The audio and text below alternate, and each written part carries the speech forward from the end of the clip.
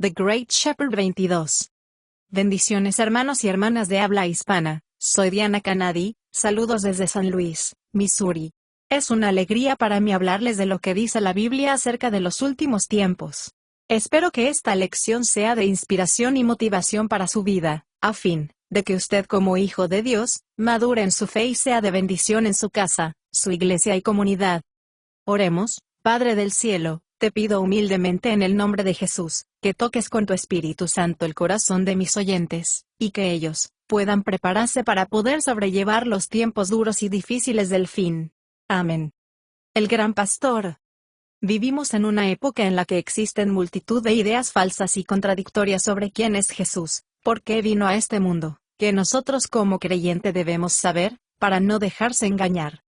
Acabamos de finalizar una serie de conferencias sobre quién es Jesús de acuerdo a los que afirmaron los testigos presenciales, los hombres que caminaron e interactuaron con Jesús.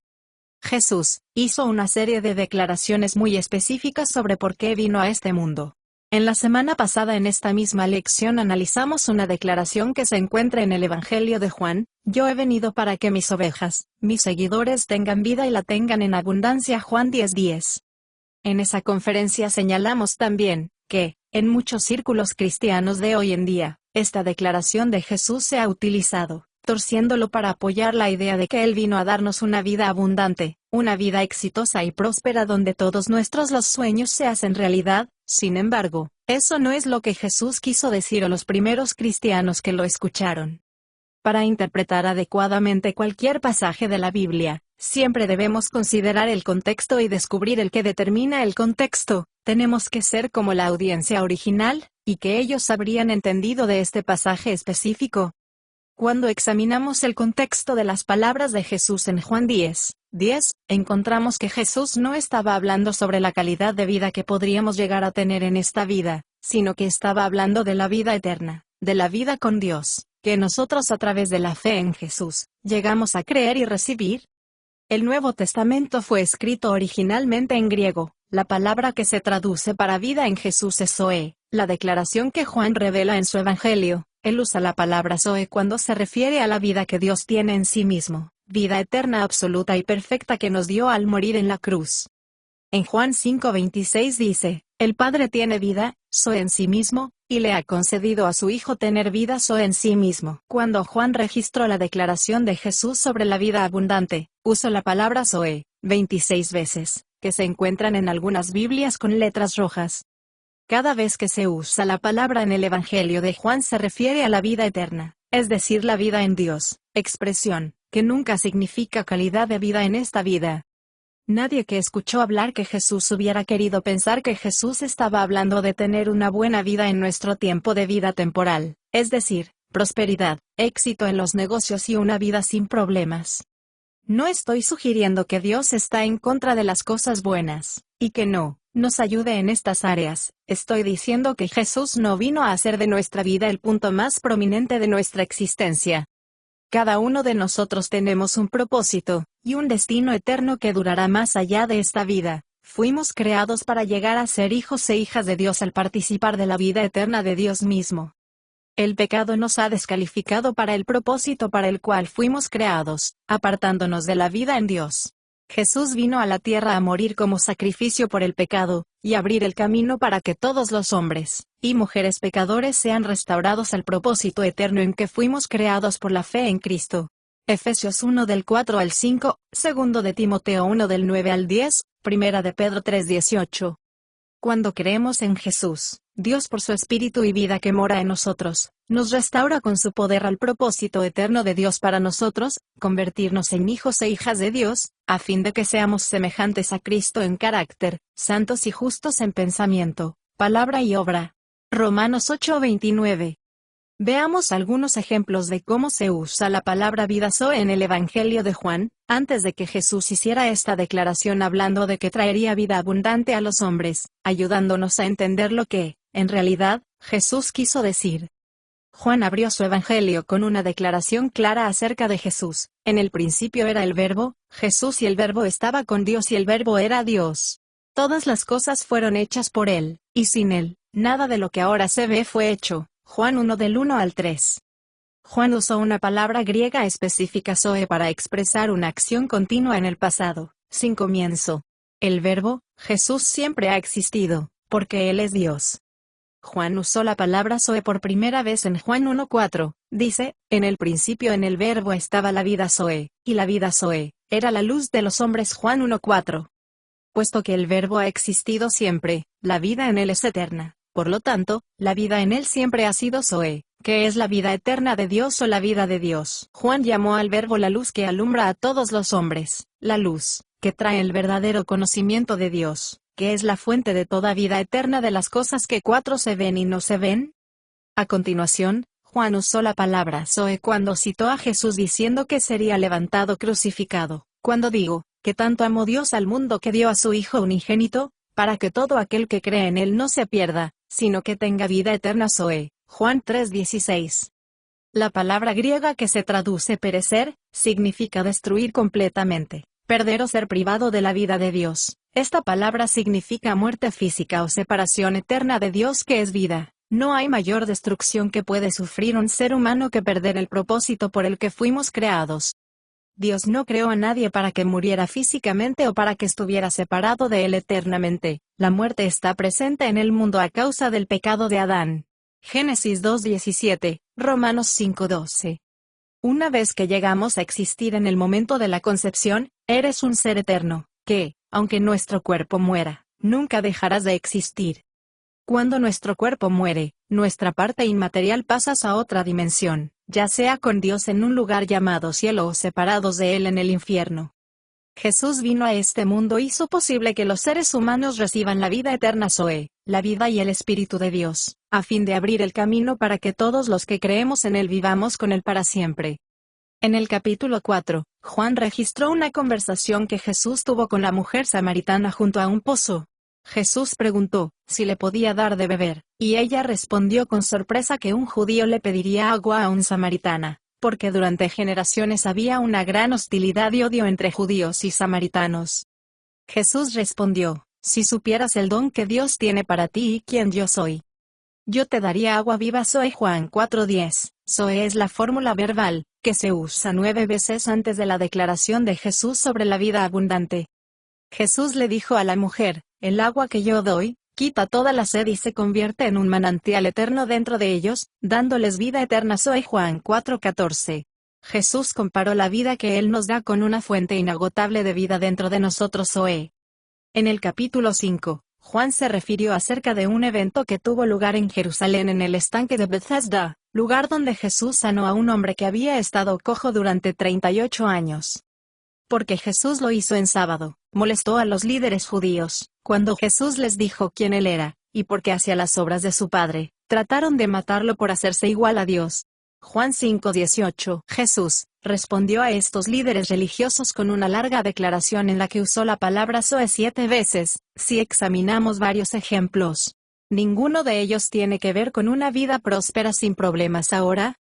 En Juan 5:24, Jesús, les aseguro que los que escuchan mi mensaje, y creen en el Padre que me envió, tienen vida eterna zoe. Nunca serán condenados, no enfrentarán juicio por sus pecados, sino que han pasado de muerte a vida zoe. En Juan 5:25, dice, yo os aseguro que el tiempo viene, de hecho, está aquí, cuando los muertos oirán mi voz del Hijo de Dios, y los que me escuchen vivirán.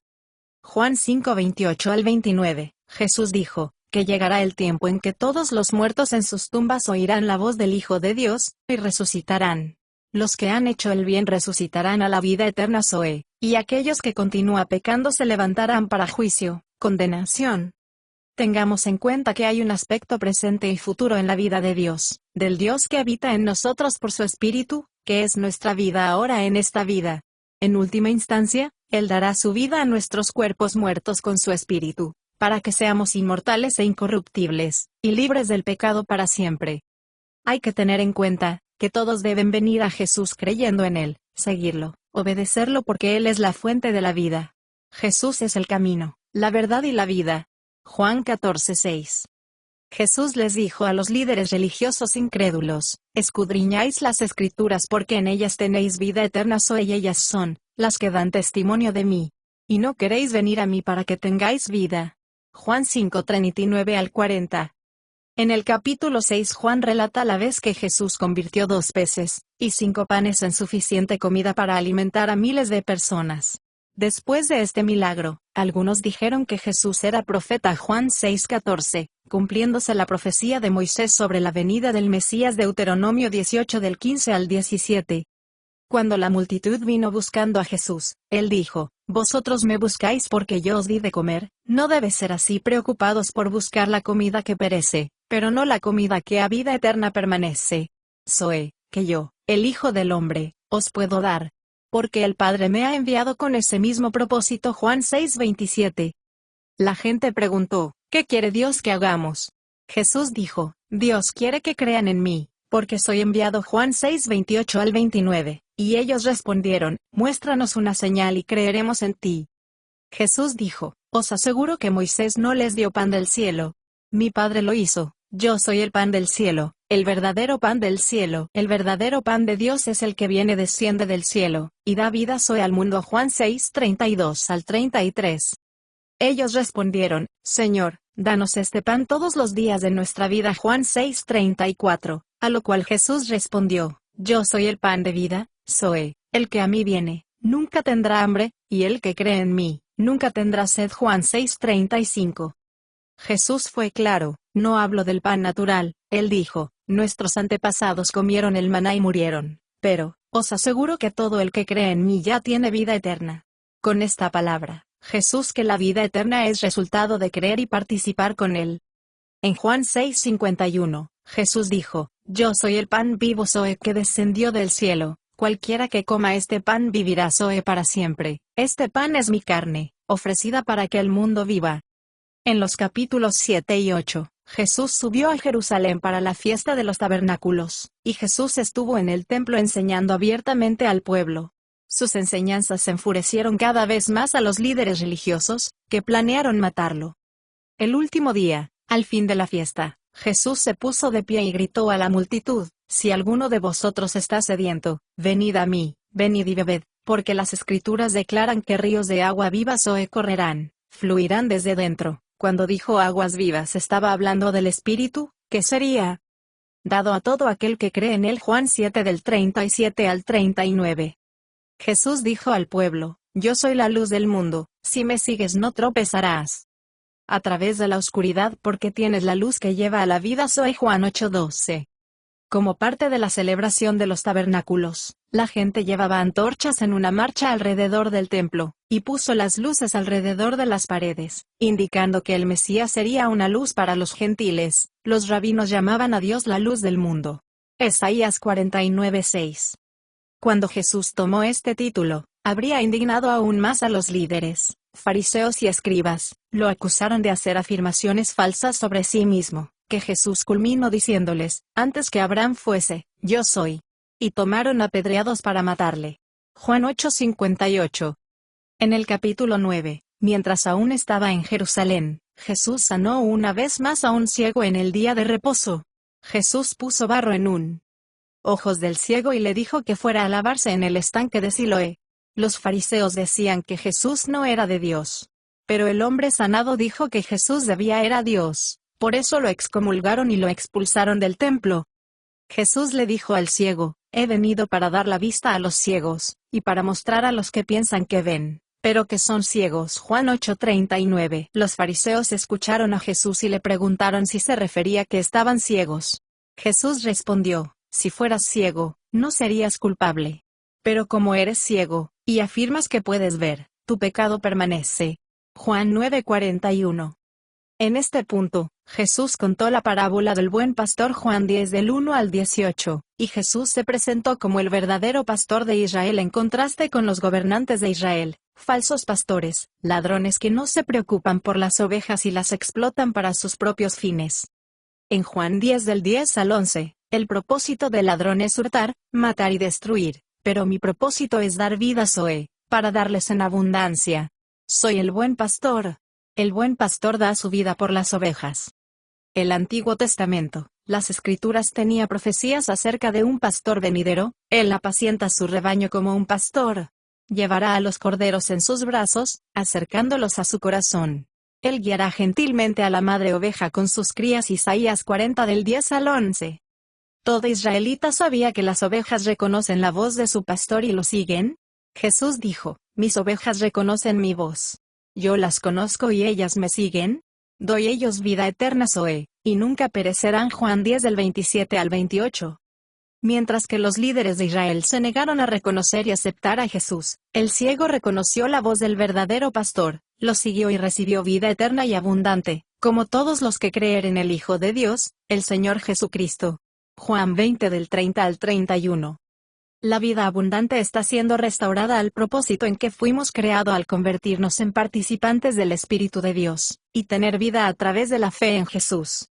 La humanidad ha elegido la independencia de Dios a través del pecado, todos hemos rechazado su estándar de justicia, y equivocadamente hemos decidido a favor de nuestro propio estándar de gustos y costumbres. 700 años antes de que Jesús viniera a este mundo, el gran profeta de Israel, Isaías, escribió un pasaje profético que describe a Jesús, y su sacrificio por la humanidad. Isaías 53. En su profecía Isaías describió la condición humana y la solución de Dios para ello. A todos nos gustan las ovejas, pero cuando están cerca, no cuando están extraviadas. Nos hemos apartado cada uno por su camino, y el Señor ha puesto sobre él la iniquidad de todos nosotros. Isaías 53:6. Debido a nuestro pecado, nosotros, todos los seres humanos estamos perdidos para nuestro propósito creado y estamos destinados a perecer. Estar eternamente separados de Dios Todopoderoso, el gran pastor. Así como un buen pastor busca sus ovejas que se descarrían de su rebaño, así, Jesús vino a buscar y salvar a los perdidos, ofreciéndose a sí mismo como el sacrificio perfecto por nuestros pecados. Lucas 19:10. Así como un buen pastor da su vida por las ovejas, Jesús murió por los hombres y mujeres perdidos para que podamos ser limpiados de la condenación eterna y del pecado y restaurados a Dios. Pablo nos da un hecho importante acerca de por qué murió Jesús. Él murió por todos, para que los que viven, ya no viven para sí mismos sino para aquel que murió por ellos y resucitó. 2 Corintios 5:15. Jesús murió para cambiar el rumbo de nuestras vidas, para que no sigamos nuestro propio camino, porque estamos alejados por pecado viviendo en independencia de Dios, viviendo a nuestra manera. Cuando nos apartamos del pecado, nos apartamos de nuestro propio camino, y volvemos a la casa del Padre en arrepentimiento y fe, Él nos limpia y mora en nosotros. Comienza un proceso de transformación para purificar a cada parte de nuestro ser, restaurarnos plenamente al propósito que fuimos creados, ser hijos e hijas de Dios. Cuando se complete este proceso, por obra del Espíritu Santo, tendremos hijos e hijas que sean santos y justos en pensamiento, palabra y obra, glorificando plenamente a Dios, nuestro Padre Celestial, justo, a Jesús, el Hijo perfecto. Romanos 8:29. Nótenos cómo el apóstol Pablo cerró una de sus cartas, diciendo, ahora, el Dios de paz, que levantó de Jesús de entre los muertos, te llene de todo lo necesario para hacer su voluntad, que produzca en vosotros, por el poder de Jesucristo, todo lo que le agrada. Jesús es el gran pastor de las ovejas por una alianza eterna, firmada con su sangre. A Él sea la gloria por los siglos de los siglos. Amén. Hebreos 13 del 20 al 21. Mucho más la próxima semana. Bendiciones. Diana.